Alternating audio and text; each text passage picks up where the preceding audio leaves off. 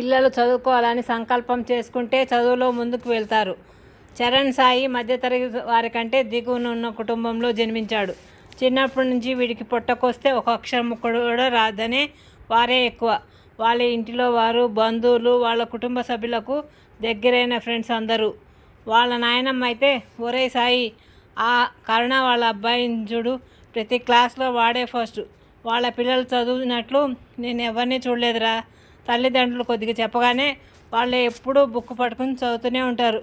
కరుణ, ఆమె భర్త వరుణ్ ఎక్కడ కనిపించినా వాళ్ళ పిల్లలు చదివే చదువు గురించే, క్లాసులో వాళ్ళకు వచ్చే ర్యాంకుల గురించే ఎంత గొప్పగా చెప్తారు అంటూ ఊదరగొట్టేస్తూ ఉంటుంది.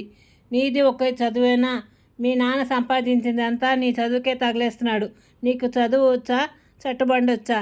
అంతా బురదలో పోసిన పన్నీరే.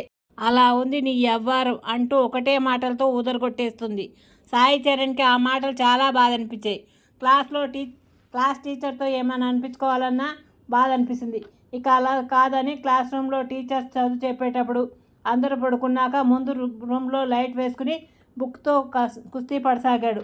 అంతే, అతన్ని పట్టుబడిన బుక్స్లోని నాలెడ్జ్ అంతా అతని మైండ్లోకి వచ్చేసింది. అందులోనూ సాయి చరణ్ మైండ్ ఏమైనా చదివితే దాన్ని బాగా జ్ఞాపకం పెట్టుకునే విధంగా తయారైంది. పిల్లలు చదువు మీద దృష్టి పెట్టనంతవరకే మొద్దులు లాగా ఉంటారు. ఒకసారి చదువు మీద దృష్టి పెడితే ఎంత గొప్ప చదువైనా సాధిస్తారనే దానికి సాయి చరణ్ సాధించిన సివిల్ ర్యాంకర్గా నిలబెట్టింది. ఇన్ని రోజులు ఎన్నో మాటలు అన్నవాళ్ళు వాళ్ళ నాయనమ్మ నోరు పొగడతలతో ముంచెత్తింది. కరుణ అనే ఆమె భర్త లాంటి వారు వాళ్ళ పిల్లలు గొప్ప చెప్పడం తగ్గించి సాయి చరణ్ని చాలా గొప్పగా పొగిడారు.